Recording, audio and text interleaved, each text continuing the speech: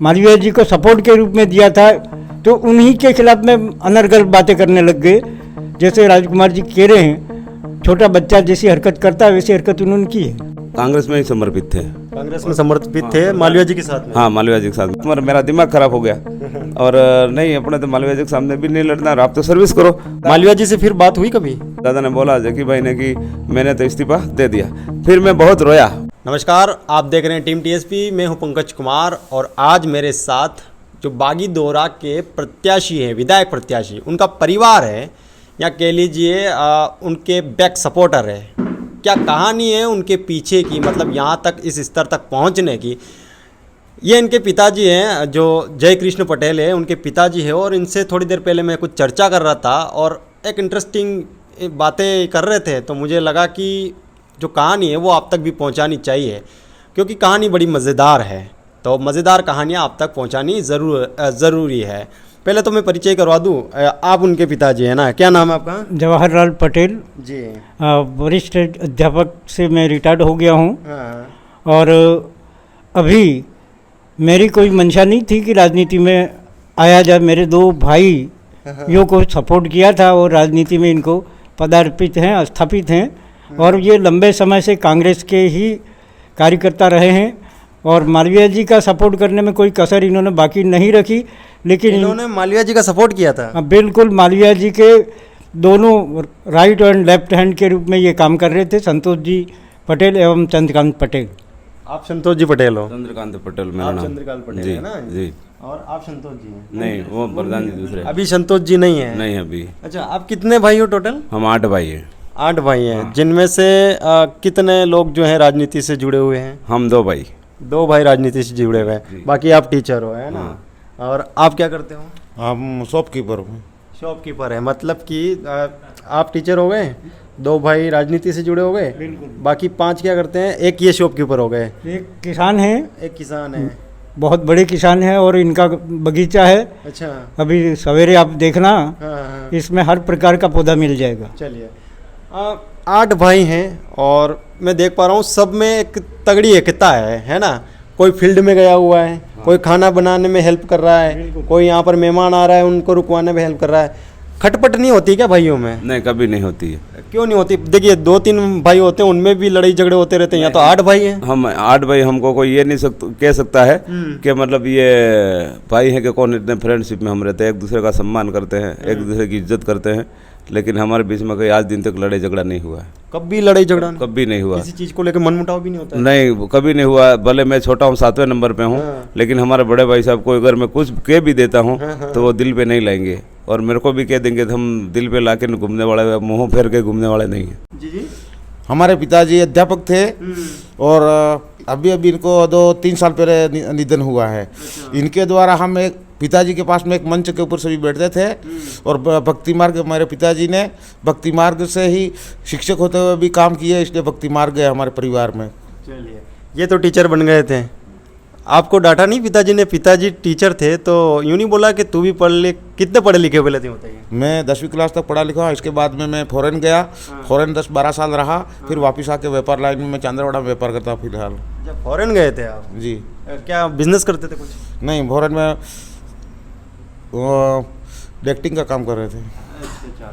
चलिए, आपका क्या काम रहता है अभी, क्योंकि विधायक प्रत्याशी हैं, वो तो अभी फील्ड में गए हुए हैं। आप बैक सपोर्ट कैसे करते हैं, क्या हेल्प करते हैं आप? मैं हेल्प ये करता हूँ कि मतलब जहाँ भी मीटिंग होती है तो उनके पहले मैं जाता हूँ, मेरा उद्बोधन होता है, समाज के सामने जो भी बातें हैं वो हम करते हैं। उतने में वो दूसरी मीटिंग अटेंड करके उस मीटिंग में हम जहाँ होते हैं वो आ जाते हैं जैकी भाई, और वो मीटिंग में बैठते हैं, हम दूसरी मीटिंग को कवर कर लेते हैं। अच्छा, पहले से रणनीति बनती होगी कैसे क्या करना है? पहले से रणनीति बनती है।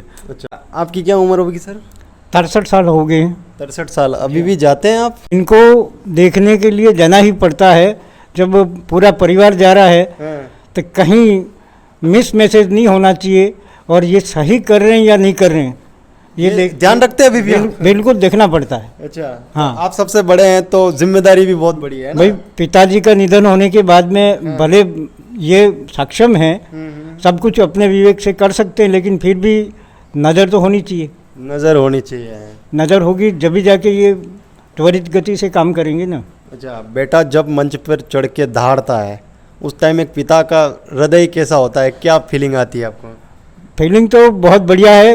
अब तक इनके खिलाफ में आवाज़ उठाने के लिए जनता चाहती थी कि कोई तो बंदा खड़ा हो, और इसके लिए मैंने इसको बीएड करवाई। हाँ चलो उसी पे आता हूँ, उस कहानी पे आता हूँ। जय कृष्ण पटेल का राजनीति की तरफ मतलब कैसे रुझान हुआ, आपने कैसे देखा, और क्या आपने मना नहीं किया कि राजनीति में क्यों जाना है? क्योंकि वो टीचर भी उस पे भी आए, पूरी कहानी बता दीजिए एक बार। हुआ ऐसा सर कि बीए करने के बाद में बीएड करवाई। बीएड होने के बाद में मेरे पिताजी जीवित थे, तब उन्होंने मैंने उसको लॉ करने के लिए वो तैयार हुआ कि मुझे लॉ करना है, और पापा इसमें कोई सहयोग कर नहीं रहे हैं दादाजी, तो मुझे क्या करना चाहिए। फिर मेरे पिताजी ने ही हम दोनों पति पत्नी को बुलाया और कहा कि क्यों घर बिठा के क्या करेगा, अभी नौकरी तो इसकी लगी नहीं है, तो घर बैठा रहेगा और आप इसको डांटते रहोगे तो बच्चा बड़ा हो गया, समझदार है, अगर लॉ करना चाहता है, मैं चाहता हूँ इसको लॉ करा। तो उसको लॉ करवाई, और प्रथम फीस मैंने मना कर दिया, और वो मेरे पिताजी टीचर से रिटायर्ड हुए थे, इन्होंने 5,000 रुपया उसको प्रोविजनल एडमिशन के लिए दे दिया, और वो रसीद मेरे पिताजी को दी कि ये, और मेरे पिताजी ने मेरे को ये रसीद थमाई कि इसको कल से भेज, ये इसको लॉ में मैंने एडमिशन करा दिया है। तब पिता की आज्ञा का उल्लंघन करना मेरे बस का रोग नहीं था। उसने लॉ की, लॉ करने के बाद में मिशन 73 उसने साल भर पूरे ज़िले में चलाया था। क्या था मिशन 73? आरक्षण, आदिवासी के आरक्षण के लिए, जनसंख्या अनुपात आरक्षण के लिए उसने पूरे ज़िले में मुहिम चलाई थी। और तब मेरे एक भाई जो अभी भूतपूर्व प्रधान थे, तो संतोष जी, एक मिनट, रैलियाँ वगैरह भी कर रहे थे उस टाइम में? बिल्कुल। तो फिर आपको गुस्सा नहीं आया कि इसको पढ़ने के लिए भेजा और रैलियाँ कर रहा है? उसने परमिशन ली थी। परमिशन ली थी? मैं अभी नौकरी करना नहीं चाहता हूँ, 1 साल समाज के लिए समर्पित करना चाहता हूँ। तो दे दी थी आपने परमिशन? बिल्कुल परमिशन दी थी। उसको बाइक दी, 1,20,000 की फेजर गाड़ी खरीद के दी थी, खाली जनता घर पे भी पड़ी हुई है? अभी पड़ी हुई है, आपने देखी भी है। और इसके बाद मेरे एक बेटी जो उसके बाद की है, उसने तैयारी की, और वो भी इंग्लिश से और ये भी इंग्लिश से ही बीए किया था। तो वो तैयारी करके लग गई, उसका चयन हो गया। तो मात्र 1.5 महीने उसके साथ में, कुंवारी थी, उसके साथ में रहने के लिए मैंने उसको भेज दिया, और वापस रीट का एग्ज़ाम हुआ, उस एग्ज़ाम में वो पास हो गया। अच्छा। और सर्विस पे लग गया। सर्विस पे लग गया। हाँ। तो फिर राजनीतिक जो जीवन था वो रुक गया होगा कहीं ना कहीं? नहीं, राजनीतिक उसका सामाजिक मुहिम थी। हाँ, सामाजिक जीवन रुक गया होगा ना? नहीं, सामाजिक मुहिम उसकी तब भी नहीं रुकी। तब भी नहीं रुकी? नहीं, तब भी सामाजिक कार्यकर्ता के रूप में ही उसने काम किया, और काम करते हुए लगातार 5 साल की सर्विस में कभी मैंने उसको पैसे के लिए नहीं बोला कि तेरी तनख्वाह कितनी है। ठीक है। और जितना 5 साल कमाया वो सिर्फ सामाजिक जागृति में ही उसने खर्च किया।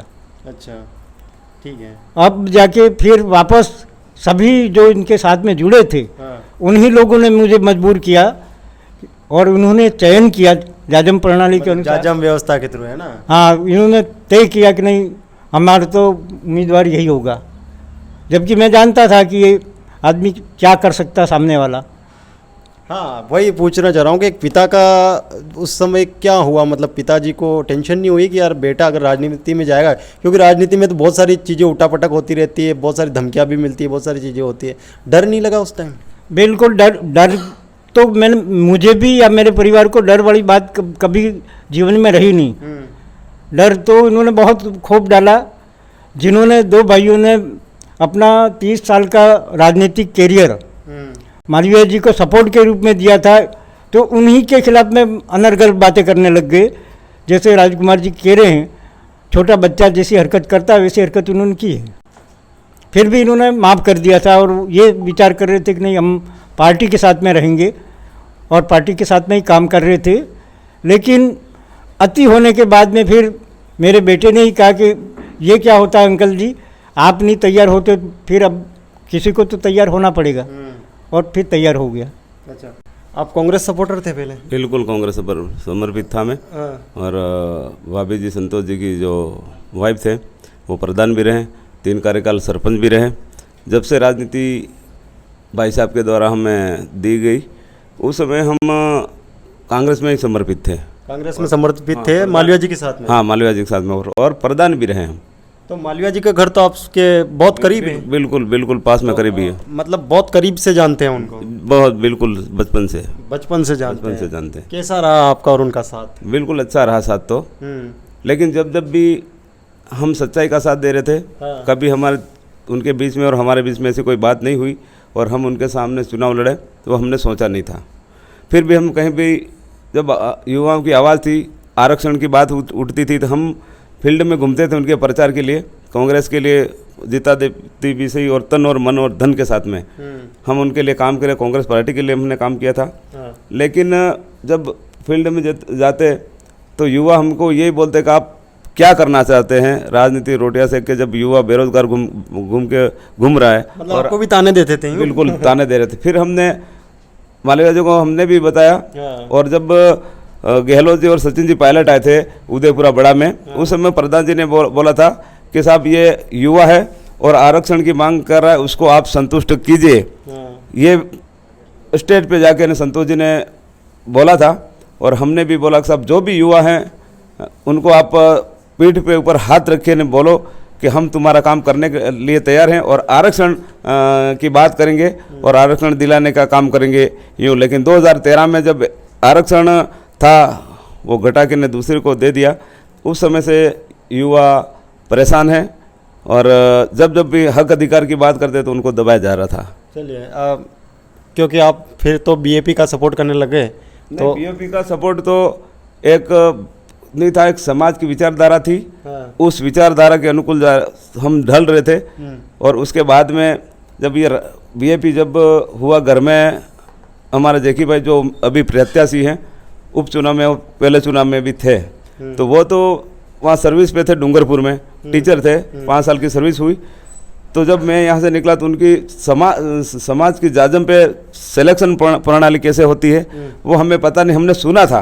अच्छा। फिर उनकी चौरोड़ी में जैकी भाई तो थे वहाँ पे उनकी ड्यूटी पे। फिर यहाँ सिलेक्शन प्रणाली हुई 3 ब्लॉक की, आनंदपुरी, गांगड़ेताल और बागीदोरा की। तो वहाँ चौरोड़ी में हुई। चौरोड़ी में हुई तो एक मेरे को 18-20 साल का युवा मिला। मैंने कहा भाई कैसा क्या है, वो समाज का इंटरेस्ट रखते थे। उन्होंने कहा कि हमारा तो सिलेक्शन हो गया। मैंने कहा कहाँ हुआ, तो चौरोड़ी में। तो कितने ब्लॉक थे, तो 3 ब्लॉक। फिर जैसे ही उन्होंने कहा कि मैंने कहा पूछा किसका हुआ, तो उन्होंने बोला कि जैकी भाई का। मैंने कहा रुक, अभी मेरे को कोई बात मत कर, क्योंकि एक बेटा मेरा भतीजा है तो वो सर्विस कर रहा था। एक सर्विस करेगा तो 7 पीढ़ी ऊपर उठेगी, अच्छी होगी। और मेरे भी बच्चे हैं, 2 बेटे हैं, छोटे हैं, एक 5 में है, एक 3rd में है, एक बेटी है 7 क्लास में, 6 क्लास में। तो मतलब मैंने कहा कि उनके साथ में पढ़ाऊँगा, शादी करा के हो गया तो उनके साथ में पढ़ेगी, रहेगी, अच्छी शिक्षा मिलेगी। और यूँ करके तो फिर मैंने कहा नहीं तू मेरे को भी बात मर, मेरा दिमाग ख़राब हो गया। और नहीं, अपने तो मालवीय जी के सामने भी नहीं लड़ना, आप तो सर्विस करो और हमको तो करनी नहीं है मालवीय जी के सामने। यूँ फिर एक समाज ने जो प्रत्याशी घोषित कर दिया 3 ब्लॉकों में। फिर वो डूंगरपुर से यहाँ से फ़ोन गया कि दादा आपको चुनाव लड़ना पड़ेगा। फिर उन्होंने कहा कि यार मैं तो नौकरी कर रहा हूँ, मैं चुनाव तो कैसे लड़ सकता हूँ। फिर भी उन्होंने आवाज़ उठाई इस समाज की जाजम पे, फिर उन्होंने स्वीकार कर लिया। और जैसे ही फिर यहाँ पर हमारे महादेव जी का मंदिर है, वहाँ कम से कम 200 युवा आए और दादा वहाँ से आए। उसके बाद में हमको पता नहीं कि दादा ने इस्तीफा दे दिया है। फिर वहाँ के उन्होंने बोला कि खड़े होकर बोला, उनका नंबर आया तो फिर बोला, फिर दादा ने बोला जैकी भाई ने कि मैंने तो इस्तीफा दे दिया। फिर मैं बहुत रोया उस समय, सबके सामने बहुत रोया कि एक सर्विस लेने के लिए तो क्या क्या करना पड़ता। आज इतना सारा बेड़ा उठाया समाज ने, आदिवासी समाज ने वो आरक्षण के लिए उठाया, वो नौकरी के लिए ही उठा रहे हैं। तो उसके बारे में मैं रोया सबके सामने। फिर सभी 50 कार्यकर्ता वहाँ युवा रोए मेरे साथ में, वो भी रोए। फिर मैंने कहा कि आपने क्या कर दिया। मैं बड़े ज़ोर से रोया क्योंकि मुझे इतना मेरे दिल था, वो दिल का दर्द बाहर निकल गया। खुशी थी कि बेटा नौकरी लगा हुआ है। हाँ, लगा हुआ, ये गलत रास्ते पे जा रही हूँ। फिर अब समाज की जाजम पे प्रणाली थी, अब पीछे हट नहीं सकते थे, पैर रख दिया। इसलिए हम संघर्ष कर रहे हैं और निश्चित तौर से हम जीतेंगे। ये तो जाजम व्यवस्था मतलब व्यक्ति को पता भी नहीं होता है कि हमारा सिलेक्शन होने वाला है। नहीं उसको उनको पता नहीं था, क्योंकि उनके आवाम का काम किया उन्होंने, और मिशन 73 का भी काम किया उन्होंने, और कुशलगढ़ और बांसवाड़ा और उदयपुर यूनिवर्सिटी में STC का कब्जा किया उन्होंने। चलिए ये बता दीजिए, जब BAP की तरफ से अब फिर तो सपोर्ट करना ही रहा है ना। अब घर में था तो हाँ, सपोर्ट कर रहे थे आप। घर में था। मालवीय जी से फिर बात हुई कभी? नहीं, उनके बाद में हमारा कोई बात नहीं हुई। ऐसा मैसेज आया कभी नाराजगी है, मालवीय जी आपसे नाराज वगैरह है? नहीं ऐसी कोई बात नहीं आई। ऐसी कोई बात नहीं ऐसी कोई बात नहीं। रिजाइन दिया जब बेटे ने, तब आपको गुस्सा आया, दुख हुआ, क्या प्रतिक्रिया थी उस समय? नहीं, जब समाज का तो सम्मान करना पड़ेगा और समाज के लिए समर्पित हो रहे हैं, तो मैंने एक ही बात कही थी कि जब समाज को जागृत कर दिया है तो जिस हाल में रहना पड़ेगा, हार जीत होती रहती। पूछा था आपसे रिजाइन देने से पहले? बिल्कुल कंप्लीट। आपने रजामंदी दी तभी हुआ है? हाँ, मैंने रजामंदी देने से पहले ही कहा था कि भाई समाज के साथ में जुड़ने का मकसद ये है कि इनके साथ में स्ट्रगल करना पड़ेगा, और ये विचार कि मैं आराम करूँगा, पहले आराम कर रहे थे, आराम करूँगा ये उम्मीद छोड़ दो है ना। तैयार करके ही फिर भेजा आपने? हाँ बिल्कुल, तैयारी भी सही, और ऑप्शन दे रखा था कि 5 साल अभी इसको, जैसे ही ये उपचुनाव नहीं होते तो LL भी कर रखी थी, तो बार एसोसिएशन में रजिस्ट्रेशन के लिए इसको भेज दिया था। प्रोत्साहित कर रहा था कि रजिस्ट्रेशन करवा ले, 5 साल तक जनता के बीच में रहो और वकालत भी करते रहो, उसका उपयोग भी तो होना चाहिए। अच्छा, सही है। डिग्री वो ली है तो वो भी करो, और जनता की आवाज़ को बुलंद करो, झुकना किसी के सामने नहीं है। अच्छा, ये तो टीचर और ये राजनीति में है, आप किसान हैं, है ना, शॉपकीपर हैं। इस क्षेत्र में जो आपकी विधानसभा है या फिर लोकसभा कह लीजिए, है ना, क्या क्या समस्याएं आप देख पाते हैं? सबसे पहली समस्या तो शिक्षा की है, बेरोजगारी है। यहाँ सबसे ज़्यादा बेरोजगारी है। लोग बाग गुजरात प्लान कर रहे हैं, छोटे छोटे बच्चे घर पे रहते हैं, कभी बच्चों को लेकर गुजरात जा रहे हैं। इसके बाद में सरकारी स्कूल में हमारे मालवीय जी हैं, मंत्री भी रहे, MLA भी रहे, जिला प्रमुख भी है, चाहे तो वो हर स्कूल में शिक्षक भर सकते हैं या जाके विजिटिंग कर सकते हैं। कभी ज़िंदगी में किसी स्कूल में विजिटिंग इन्होंने नहीं की है कि ना क्या शिक्षा के क्या चल रहा है ये नहीं देखा। ओनली ये खोल दी, सब्जेक्ट खोल दिए, सब्जेक्ट टीचर एक भी यहाँ नहीं है। शिक्षा का स्तर गिराने का ही मालवीय जी ने काम किया यहाँ बच्चों का, ताकि ये नीचे रहेंगे तो आगे नहीं बढ़ सकेंगे, इसलिए। अच्छा, अभी चुनावी माहौल क्या बनते हुए देख रहे हैं आप, क्योंकि आप भी जाते हैं सभाओं में, है ना, तो क्या देख पा रहे हैं? जनता बिल्कुल खुल करके साथ दे रही है, और इतना आक्रोश है कि जिस सभा में भी जाओ तो इनको सीधे तौर पर कह देते हैं कि जो बात किसी एक बड़े मंत्री और इतने 40 साल की राजनीति वाले व्यक्ति को सुननी चाहिए, ऐसे जवाब जनता दे रही है। अच्छा, जो होना नहीं चाहिए। एक 40 साल तक राजनीति करने वाला व्यक्ति, और एक एक नहीं 3-3 पद इनके घर में हैं, और दुहाई देते हैं वो दूसरों को कि परिवारवाद है, ये है, वो है, लेकिन खुद ये नहीं सोच रहे हैं कि हम क्या कर रहे हैं। पर कहीं पर भी इन्होंने इस चीज़ को फेस नहीं किया, और सिर्फ कसमों से ही वोट मांग रहे हैं। अच्छा, कसम खिला के वोट मांगो। कसम खिला मतलब क्या कर रहे हैं, किस कसम कैसे खिला रहे हैं? कसम ये कि किसी देवस्थान पे लेके बुलाते हैं लोगों को और लोगों को बुला के कहते हैं कि आपको अभी विगत चुनाव में इन्होंने कहा कि नहीं, फूल पे मामा जी के गए, ये के गए, फूल पे वोट नहीं करना है, हाथ में ही वोट करना है, और मैंने कांग्रेस में रहते हुए ये इतना सारा विकास किया है। ठीक है, तो आपको कसम खा के बताओ, कांग्रेस की उपलब्धियां गिनाई, व्यक्ति की उपलब्धि नहीं थी, पार्टी की उपलब्धि इन्होंने गिनाई, और पार्टी की उपलब्धि से ही इनको इतने वोट मिले। ठीक है, जब इतने वोट मिले तो जनता को कस्में भी खिलाई, पार्टी की उपलब्धि भी बताई, और धमकियां भी दी, और धमकियां देने के बाद में वापस, जैसे राजकुमार जी अल्पकाल में अभी जैसे चयन होके गया तो विधानसभा में गए, और इनके पास में समय था, उस समय में विधानसभा में इन्होंने प्रश्न किए कई सारे, शिक्षा के बारे में, यहाँ के क्षेत्र के बारे में, स्वास्थ्य के बारे में। अभी जैसे ही चयन हुआ, एक विधानसभा सत्र चला था, हाँ चला था। प्रश्नकाल किया, लेकिन ये तो पुराने 40 साल के हैं। 40 साल में कभी विधानसभा में इन्होंने कोई प्रश्न किया ही नहीं।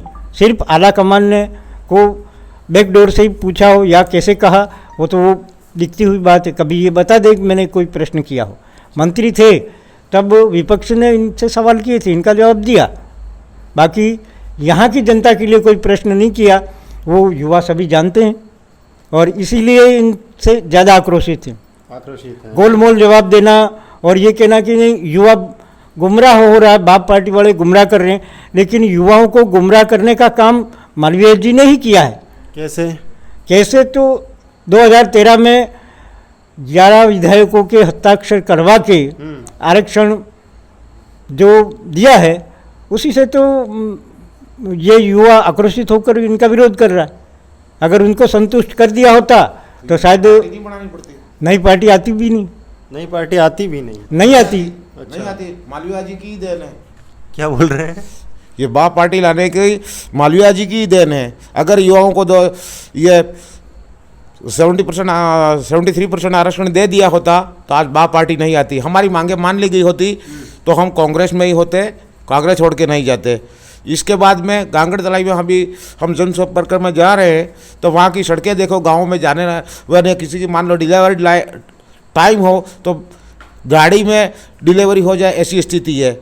आज उनके वहाँ देखे तो ये 2 करोड़ का आई कट है, यूँ बताते हैं लोग बाग, जिसके बोर्ड 2 करोड़ के लगे हुए हैं। अगर जांच करा दी जाए तो 5 लाख का भी आई कट नहीं है। धरातल के अगर प्रशासन देखेगा तो बहुत कुछ इनका गबन सामने आ रहा है, इसलिए गबन से डर के ये भाग के गए हैं।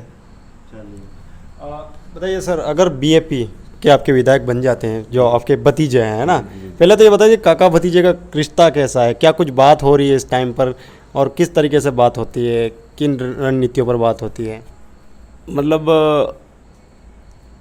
दिन का शेड्यूल का बारे में पूरी जानकारी मेरे को देते हैं और हर घंटे पे मेरे से बात होती रहती है।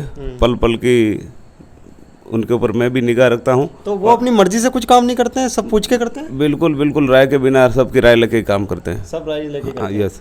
अच्छा, विधायक बन गए वो, तो इस क्षेत्र के लिए क्या कुछ ऐसा नया कर देंगे जो अभी तक नहीं हुआ है? आपको क्या लग रहा है? तो इस समाज के लिए हाँ। आरक्षण की बात करेंगे, शिक्षा पे बात करेंगे, स्वास्थ्य पे बात करेंगे और जल जंगल की ज़मीन की बात करेंगे।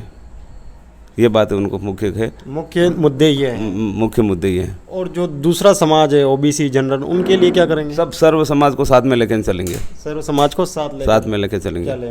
जैसे हमने मालवीय जी से आज बात करी, एक 400 पार का नारा वो लगा रहे हैं ना, उन पर हमने पूछा कि संविधान खतरे में आ रहा है, ऐसा कुछ लोग बोल रहे हैं, और राजकुमार जी और कुछ ऐसी बातें भी कर रहे हैं कि संविधान को खतरा होगा 400 पार से।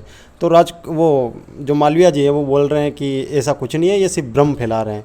तो कैसे संविधान खतरे में होगा? यूँ संविधान खतरे की अनंत हेगड़े इनके ही सांसद हैं, जो सिटिंग सांसद, 1 नहीं 2 नहीं 3, इनको मालवीय जी को जानकारी नहीं होगी। वो खुद ही बोल रहे हैं, हम नहीं कह रहे हैं कि हमें 400 पार इसलिए चाहिए कि संविधान बदलना है। संविधान बदलना है। हाँ, वो सांसद ही बोल रहे हैं, बीजेपी के सांसद बोल रहे हैं, बाप वाले नहीं बोल रहे हैं, कोई और नहीं बोल रहा है। 2/3 से तो सरकार चलती है, लेकिन हमें इसलिए चाहिए। और ये स्टेटमेंट 2-3 सांसदों ने दिया है। तो उनको सस्पेंड भी किया है ना? वो तो उनकी पार्टी का वो मिस हुए या क्या हुआ। और स्वयं मोदी जी तो हमेशा मौन रहते हैं, कभी कभी बीजेपी वाले कहते हैं मौनी बाबा। और सबसे बड़ी बात 400 की बात कर रहे हैं, 13 एयरपोर्ट बिक गए, वो विजन है मोदी जी का। 13 एयरपोर्ट बिक चुके हैं, 12 बिके थे। मतलब प्राइवेट करना है। हाँ, प्राइवेटाइजेशन करना है और बेचने का ही काम करते हैं। अब तक जितने प्रधानमंत्री हुए उनमें सबसे ज़्यादा कर्ज वाला प्रधानमंत्री नरेंद्र मोदी है। अच्छा। और उसका टाइम भी कितना लिया है, कर्ज यूएनए से लिया है और 2049 तक वो कर्ज चलेगा। 2049 तक 49 तक चलेगा। तो इसमें विकास कैसे होगा? महंगाई, जब मोदी जी आए तब पेट्रोल 54 रुपये था, और अभी पेट्रोल क्या भाव है? आप पेट्रोल गाड़ी चलाते होंगे, क्या भाव है? ये अभी 109 के आसपास है। तो ये अच्छे दिन है? बिल्कुल भी नहीं है। नहीं, अच्छे दिन है, और यही अच्छे दिन शायद इससे भी ऊपर लेके मालवीय जी जाना चाहते हैं। पहले वो खुद ही कहते थे। ये पूरे वीडियोज और जो बातें हैं 3 महीने पहले खुद मालवीय जी जिसका विरोध कर रहे थे, जिस पार्टी का विरोध कर रहे थे आज उसी में है। और पार्टी का तो विरोध कर ही रहे थे, जिन मुद्दों को लेकर वो बोल रहे थे वही मैं बोल रहा हूँ। मैं अपनी तरफ से नहीं कह रहा हूँ, ये मालवीय जी के ही शब्द हैं। एक और कोई वहाँ खनन होना है क्या, सोना वगैरह निकलना? हाँ। अच्छा, एक और जगपुरा बुकिया हाँ, जगपुरा बुकिया में सोना है ऐसा सुनने में आ रहा है, और वहाँ पे आने वाले टाइम में खुदाई भी हो सकती है। लेकिन मालवीय जी कह रहे हैं कि मैं नरेंद्र मोदी से कहूँगा कि यहाँ पर खुदाई नहीं होनी चाहिए। आज का स्टेटमेंट है उनका, जो मंच पे खड़े होकर उन्होंने कहा है कि मैं बोलूँगा उनको, और ऐसा खुदाई नहीं होने दूंगा वहाँ पर। ये अभी कलेक्ट्रेट में उस क्षेत्र में रहने वाले जो भी हमारे भाई हैं, वो हटने की टेंडर हो चुका है, किसी प्राइवेट सेट के नाम से टेंडर हो चुका है। टेंडर बिल्कुल टेंडर हो चुका है, हेलीकॉप्टर उड़ा रहे हैं। और वो हेलीकॉप्टर में उड़ रहे हैं। और मैं रोकूंगा ये कहना, आज तक 10 साल में कभी किसी सांसद का, मालवीय जी क्या राजनाथ सिंह की बात नहीं सुनी जाती है, नितिन गडकरी की बात नहीं सुनी जाती है, सिर्फ अमित शाह और मोदी जी जो तय कर लेते हैं वही होगा। किसी राज्य का मुख्यमंत्री भी अपनी मर्जी से नहीं। वसुंधरा जी मुख्यमंत्री रही हैं, बहुत अच्छी यहाँ की कद्दावर नेता है, लेकिन चिट्ठी से मुख्यमंत्री, चिट्ठी वाला मुख्यमंत्री बना दिया भजन लाल। आप अंदाजा करो, शिवराज सिंह ने अच्छा काम किया यूं कह रहे, तो उसको हटा दिया, वहाँ भी मोहन यादव बन गया। तो ये मालवीय सरकार जी तो 13 दिन में के गए हुए आदमी की बात मोदी जी मानेंगे, तो और हम कैसे विश्वास कर लें? आज वीडियो देखा है इनका कि कहीं हेलीकॉप्टर लेकर हमारे इधर विधानसभा में उन्होंने उधर और जनता के सामने कह रहे हैं कि मालवीय जी को आरक्षण चाहिए, जिला प्रमुख रेशम मालवीय को आरक्षण चाहिए, जो भी प्रत्याशी सुभाष तंबोलिया जी जो बीजेपी से हैं उनको आरक्षण चाहिए। मतलब तमाम नेताओं को गिन के बता रहे कि हमें भी आरक्षण चाहिए, तो क्या आरक्षण खत्म कर दे थोड़ी देंगे हम। तो मैं इनके माध्यम से कहना चाहता हूं कि जो आरक्षण का तो मुद्दा है लड़ाई का, तो आप ये क्यों नहीं कहते हैं कि आरक्षण मैं आपको दे दूंगा, ये मैं लिखित में दे रहा हूं कि 2 महीने में या 15 दिन में मैं दे दूंगा, ऐसा क्यों नहीं बोल रहे? आरक्षण तो था, वो भी तो किसी और को दे दिया ना, इसीलिए तो इसकी ये पूरा इतना विरोध हो रहा है।